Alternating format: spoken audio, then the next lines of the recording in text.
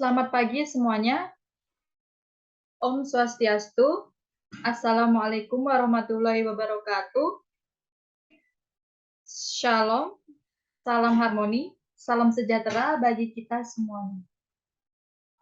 Di dalam video ini, kami dari kelompok 3 akan menyajikan satu materi yaitu jenis-jenis bahan ajar.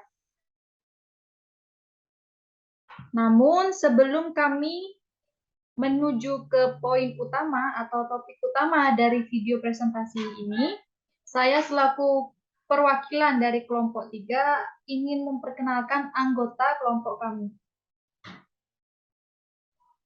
Yang pertama yaitu ada Pande Mademela Aryani dengan NIM 201-202-1148. Kemudian saya sendiri yaitu Peninda Ayu Amalia 201-202-1151. Kemudian ada Made Gita Nanda Pramudia dengan NIM 201-202-1158.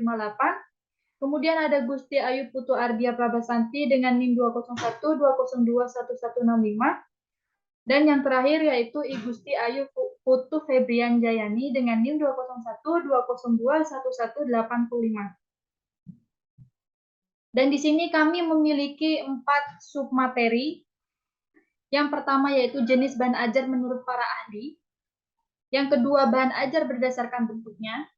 Yang ketiga, bahan ajar menurut cara kerja. Dan yang terakhir yaitu bahan ajar menurut sifatnya. Untuk topik yang pertama, akan dijelaskan oleh rekan saya atau teman saya dengan judul jenis bahan ajar menurut para ahli. Waktu dan tempat saya persilahkan.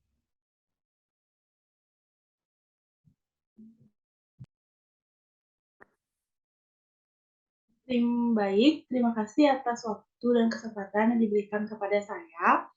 Di sini saya akan menjelaskan tentang jenis bahan ajar menurut para ahli. Yaitu jenis bahan ajar menurut para ahli. Sebelumnya, bahan ajar adalah seperangkat materi yang disusun secara sistematis, baik tertulis maupun tidak tertulis, sehingga tercipta lingkungan atau suasana yang memungkinkan siswa untuk belajar.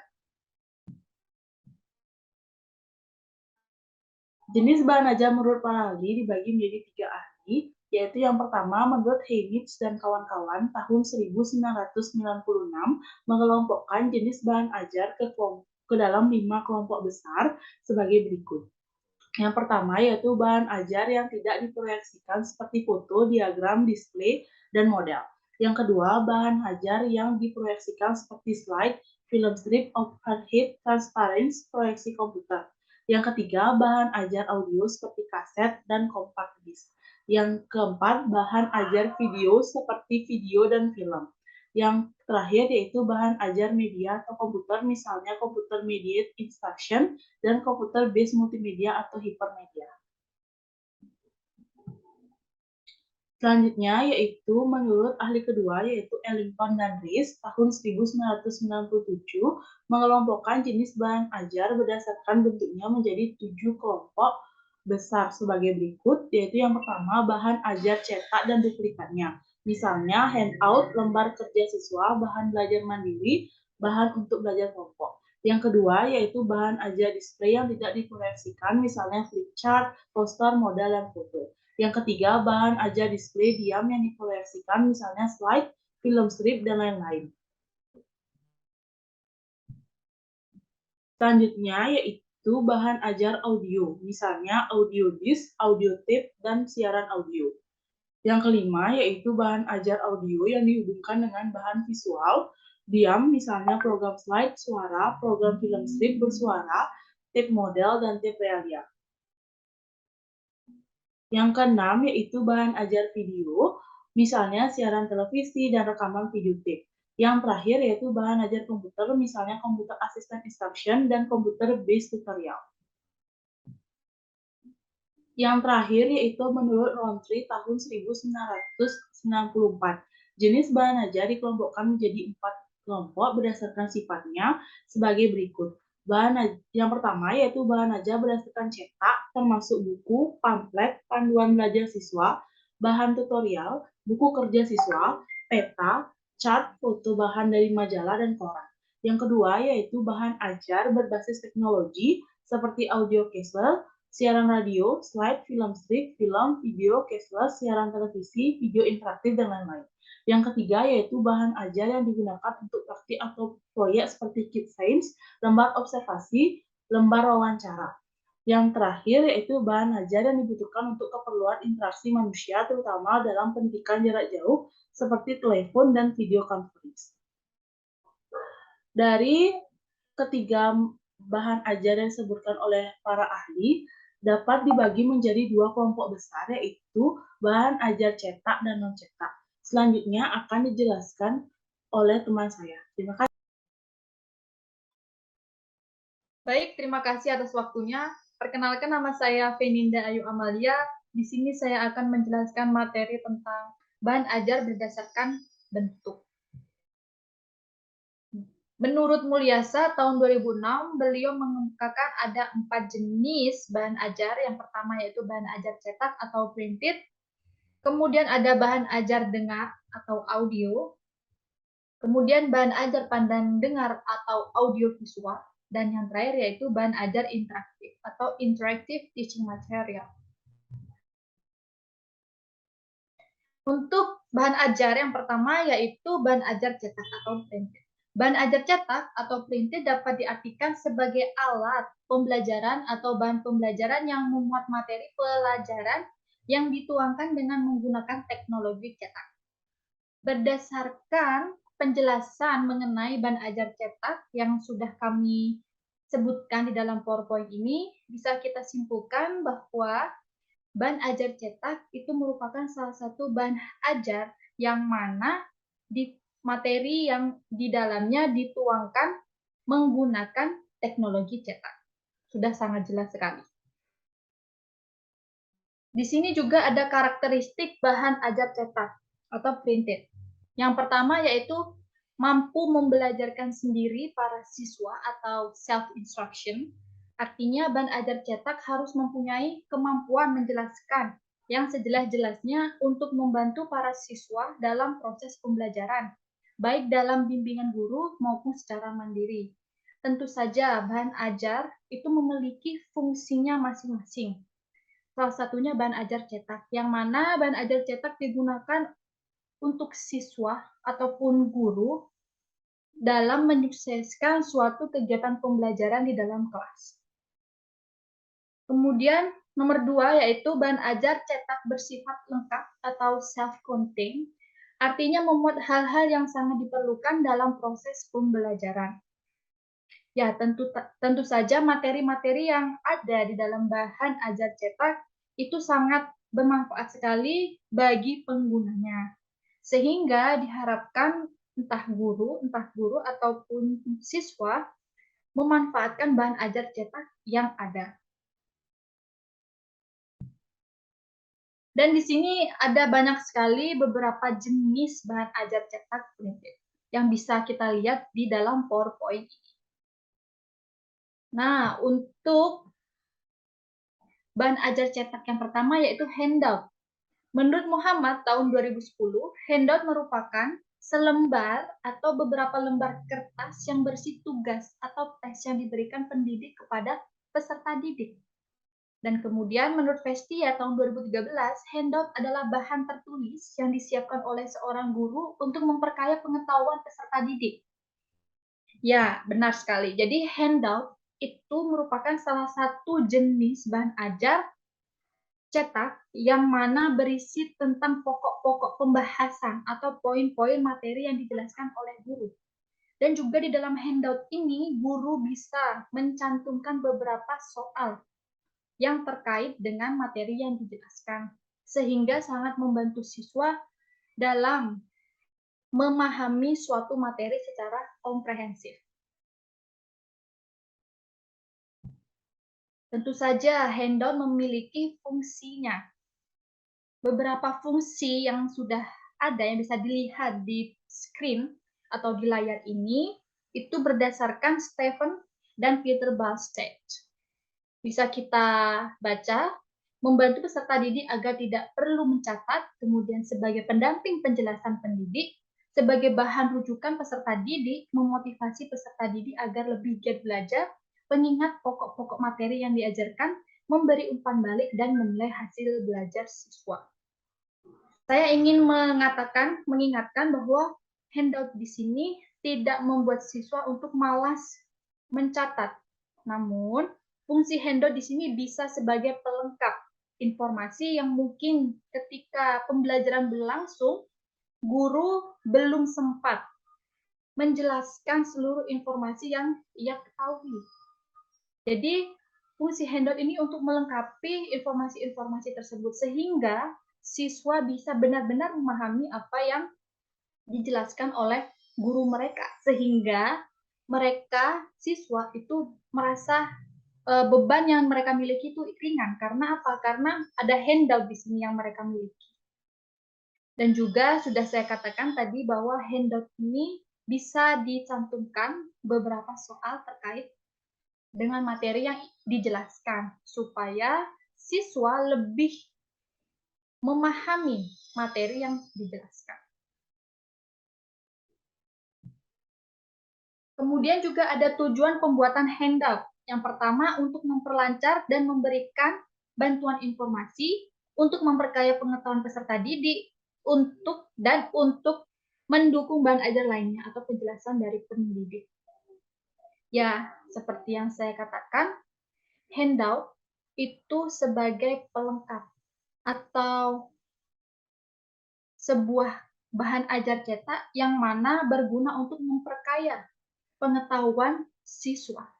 Sehingga ketika siswa belajar di dalam kelas dan mempelajari suatu materi, dan dia memiliki handout ini, diharapkan para siswa bisa benar-benar memahami, bisa benar-benar mengikuti materi yang dijelaskan oleh guru mereka. Seperti itu. Kemudian ada modul. Menurut Surahman tahun 2010, modul adalah satuan program pembelajaran terkecil yang dapat dipelajari oleh peserta didik secara perseorangan atau self-instructional. Kemudian modul dimaknai sebagai seperangkat bahan ajar yang disajikan secara sistematis, sehingga penggunanya dapat belajar dengan atau tanpa seorang fasilitator atau seorang guru. Ya, berbeda dengan handout, modul di sini berisi materi-materi yang sistematis. Jadi, materi-materi yang sesuai dengan kurikulum yang ada di dalam modul ini sudah ada. Kemudian modul juga berisi tentang step by step atau langkah-langkah yang harus dilakukan oleh siswa supaya apa? Supaya sukses di dalam pendidikan. Dan juga modul bisa sebagai referensi atau rujukan bagi siswa untuk mengetahui apa langkah selanjutnya, apa tuntutan mereka sebagai siswa dalam memahami suatu materi. Kemudian ada beberapa fungsi modul yang bisa kami sampaikan di dalam PowerPoint ini. Yang pertama sebagai bahan ajar mandiri, kemudian pengganti fungsi pendidik, sebagai alat evaluasi, dan sebagai bahan rujukan bagi peserta didik. Betul sekali. Modul bisa sebagai acuan atau rujukan bagi peserta didik untuk menyukseskannya di dalam pendidikan. Sehingga modul diharapkan bisa membantu siswa untuk belajar mandiri tanpa adanya dampingan atau fasilitator atau seorang guru. Dan juga di dalam modul ini, siswa bisa mengetahui kemampuan kompetensi yang mereka miliki. Jadi ketika para murid memiliki modul, dan modul ini dimiliki secara individual ya, mereka bisa memahami kompetensi atau kualitas pembelajaran mereka melalui modul ini. Seperti itu. Dan juga modul ini bisa sebagai pengganti daripada pendamping atau fasilitator, sehingga siswa bisa belajar secara mandiri, tidak monoton, tidak hanya guru saja yang menjelaskan, tidak hanya guru saja yang berbicara di dalam kelas. Nah, seperti itu fungsi daripada modul. Kemudian juga ada tujuan pembuatan modul. Yang pertama, agar peserta didik dapat belajar secara mandiri tanpa atau dengan bimbingan pendidik. Kemudian agar peran pendidik tidak terlalu dominan dan otoriter dalam kegiatan pembelajaran. Kemudian melatih kejujuran peserta didik, mengakomodasi berbagai tingkat dan kecepatan belajar peserta didik, agar peserta didik mampu mengukur sendiri tingkat penguasaan materi yang dipelajari. Benar sekali, seperti yang sudah saya sampaikan sebelumnya, modul itu sangat bermanfaat. Salah satu bahan ajar cetak yang bermanfaat bagi peserta didik untuk memahami suatu materi, untuk menyukseskannya di dalam pendidikan.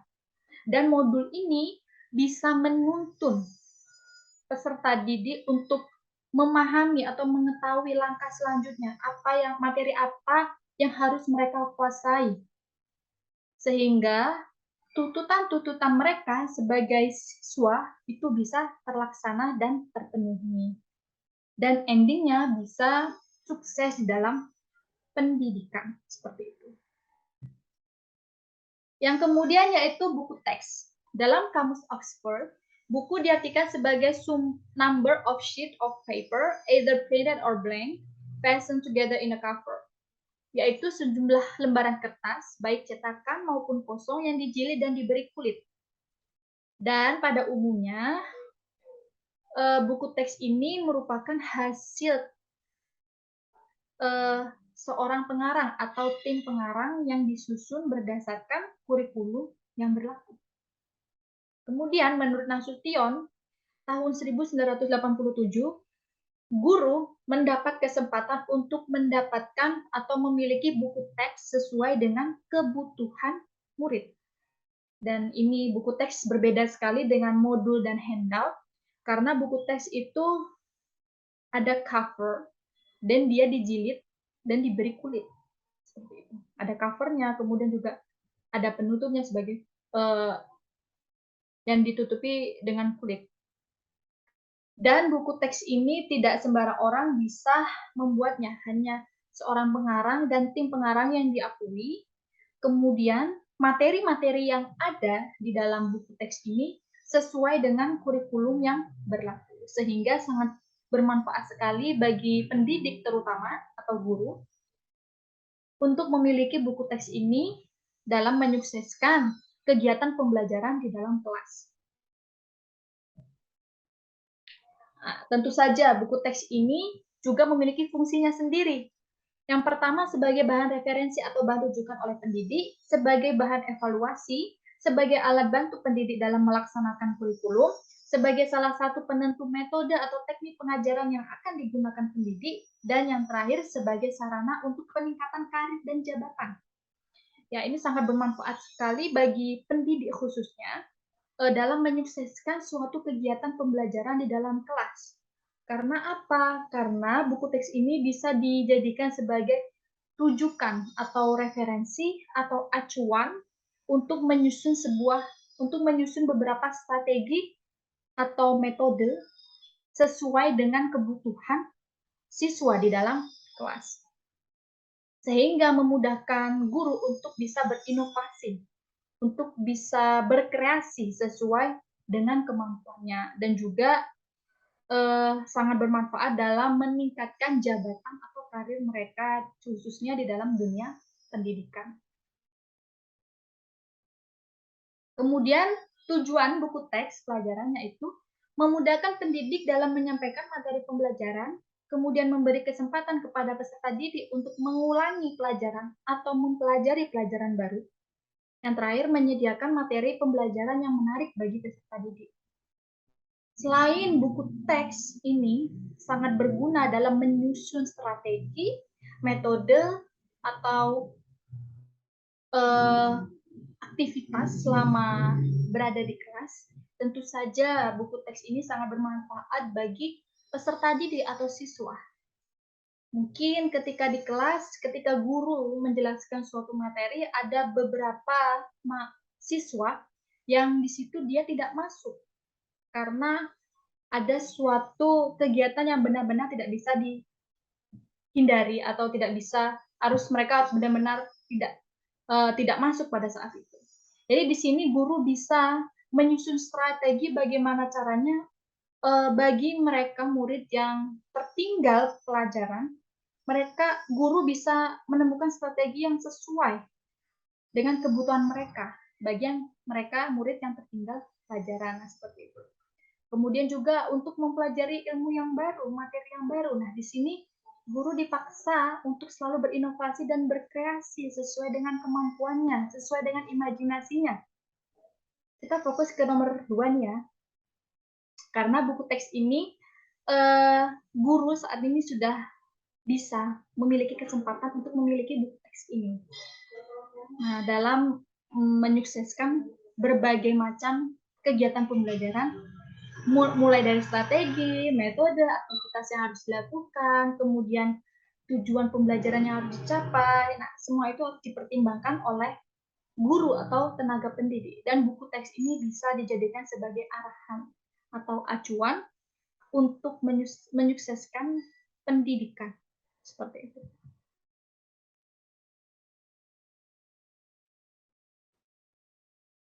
Mungkin itu saja penjelasan materi dari saya. Mohon maaf apabila ada kekeliruan atau kesalahan dalam pengucapan. Saya mohon maaf yang sebesar-besarnya. Dan materi selanjutnya akan dijelaskan oleh teman saya. Terima kasih.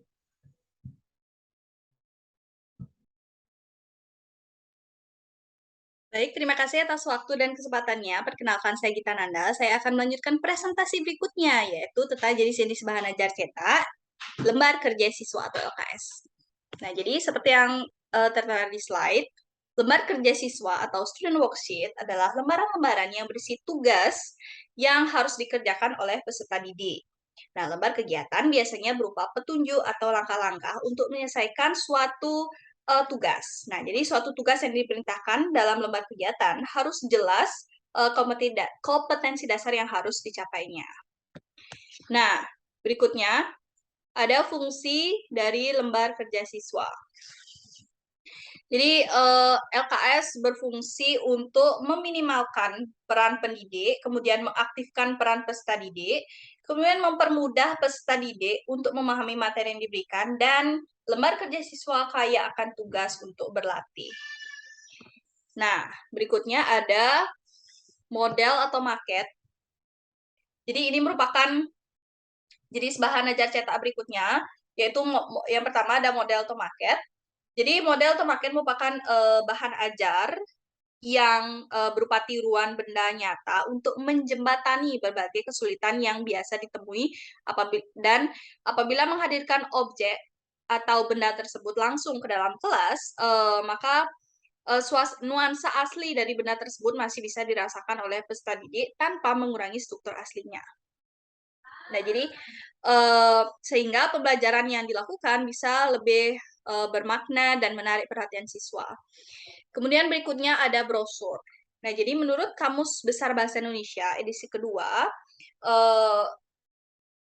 Balai Pustaka tahun 1996, jadi brosur adalah bahan informasi tertulis yang mengenai suatu masalah yang disusun secara sistematis atau bisa juga didefinisikan sebagai cetakan yang hanya terdiri atas beberapa halaman dan dilipat tanpa dijilid, atau selembaran cetakan yang berisi keterangan singkat tetapi lengkap berisi tentang perusahaan atau suatu organisasi. Jadi dengan demikian, maka brosur dapat dimanfaatkan sebagai bahan ajar selama sajian brosur diturunkan dan kompetensi dasar harus dikuasai oleh siswa. Nah, jadi mungkin saja brosur dapat menjadi bahan ajar yang menarik dan praktis. Nah, jadi agar lembaran brosur tidak terlalu banyak, maka brosur didesain hanya memuat satu kompetensi dasar saja. Ilustrasi dalam sebuah brosur akan menambah menarik minat peserta didik untuk menggunakan. Kemudian jenis bahan ajar cetak berikutnya yaitu ada leaflet. Nah, jadi seperti yang terlihat di slide, leaflet adalah bahan cetak tertulis berupa lembaran yang dilipat tetapi tidak dijahit.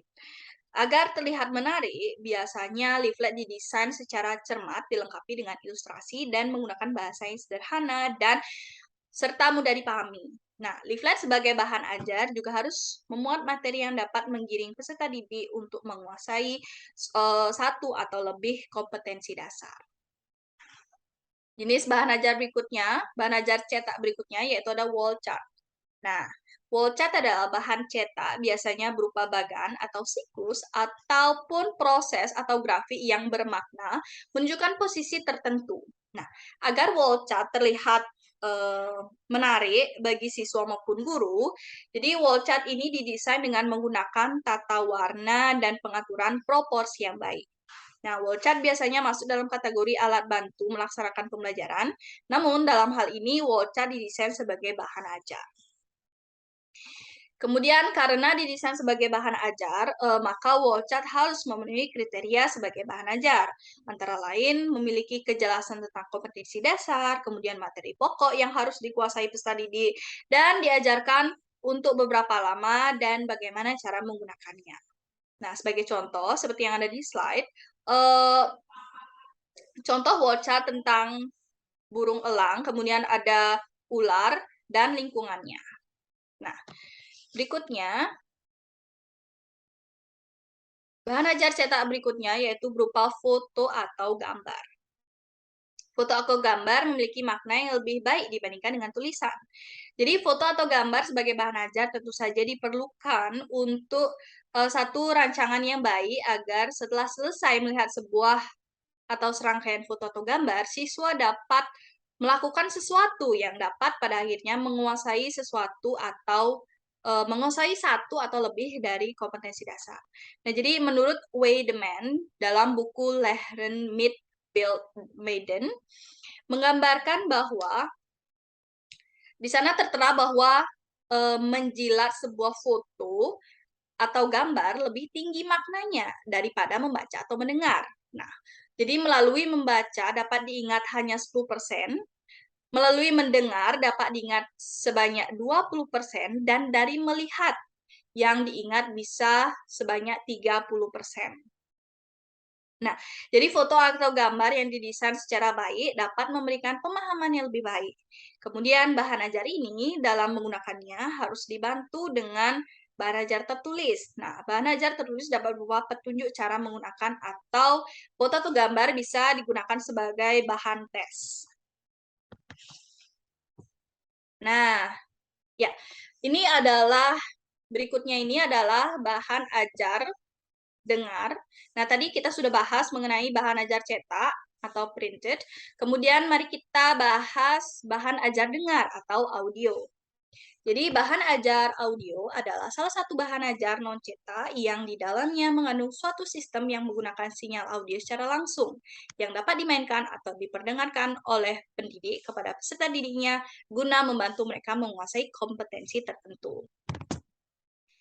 Nah, jenis-jenis bahan ajar dengar atau audio diantaranya ada radio, kemudian ada MP3, kemudian MP4, sound recorder, dan handphone. Nah, jadi bahan ajar audio ini dapat diperdengarkan secara berulang-ulang kepada peserta didik, sehingga dan biasanya digunakan untuk pelajaran bahasa dan musik. Nah, jadi sekian yang dapat saya sampaikan mengenai tadi jenis-jenis bahan ajar cetak. Kemudian ada bahan ajar audio dari pengertiannya, kemudian jenis-jenis bahan ajar audio. Kemudian untuk materi selanjutnya akan dijelaskan oleh rekan saya. Terima kasih.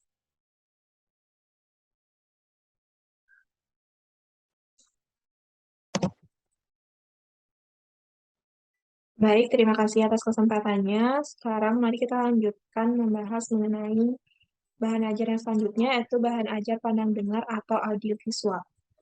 Bahan ajar pandang dengar ini merupakan bahan ajar yang mengkombinasikan dua materi, yaitu visual dan auditif.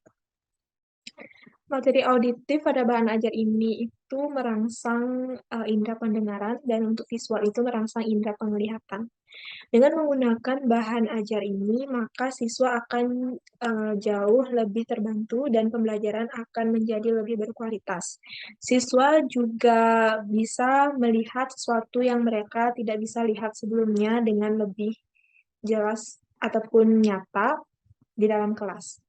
Contoh dari bahan ajar ini adalah video dan film. Baik, selanjutnya adalah bahan ajar interaktif atau interactive language teaching. Jadi untuk bahan ajar interaktif ini mengkombinasikan beberapa media pembelajaran, tidak hanya audio dan visual, ini juga bisa berupa audio, video, teks, ataupun grafik yang bersifat interaktif. Bahan ajar interaktif ini juga memungkinkan terjadinya hubungan dua arah antara bahan ajar dan penggunanya, sehingga dengan menggunakan bahan ajar ini, siswa akan terdorong untuk menjadi lebih aktif di dalam kelas. Bahan ajar interaktif ini dapat ditemukan dalam bentuk CD interaktif. Nah, dalam pembuatan CD interaktif ini tentunya tidak terlepas dari peranan perangkat komputer. Sehingga bahan ajar interaktif ini juga termasuk bahan ajar yang berbasis komputer.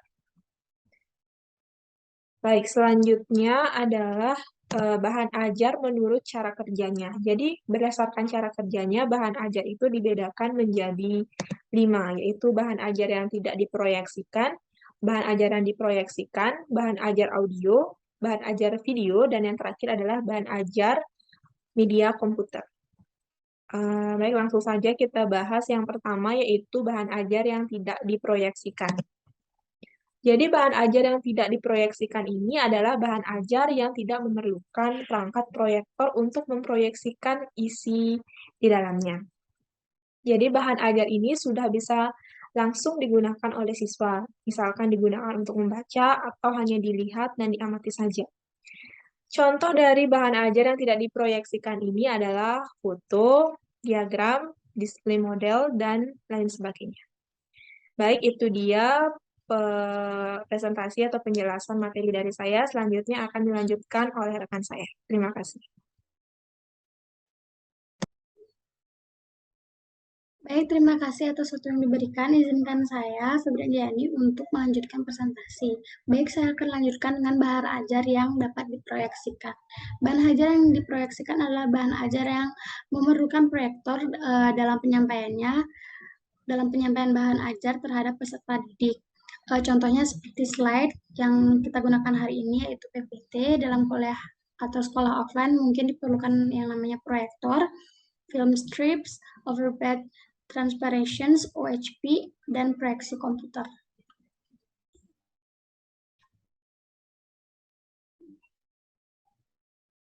Baik, lanjut dengan bahan ajar audio.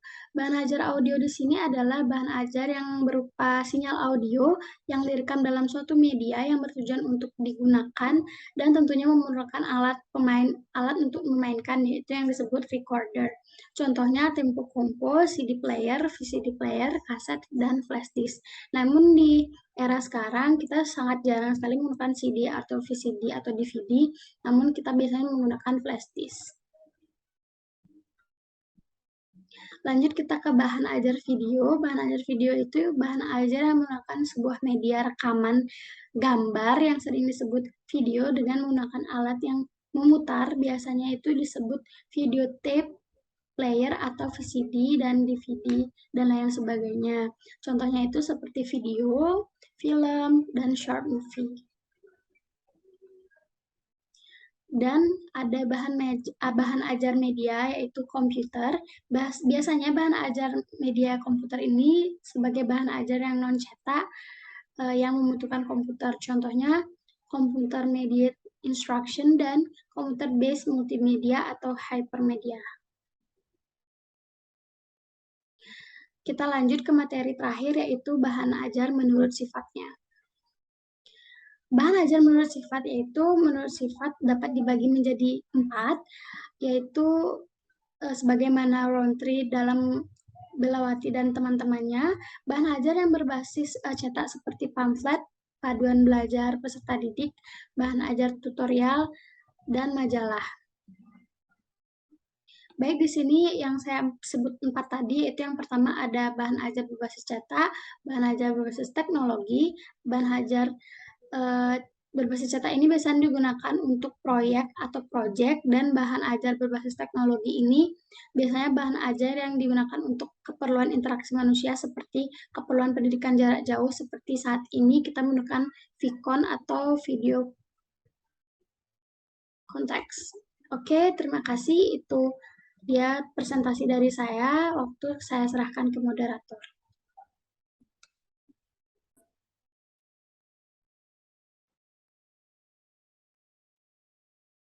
Cukup sekian materi yang bisa kami sampaikan.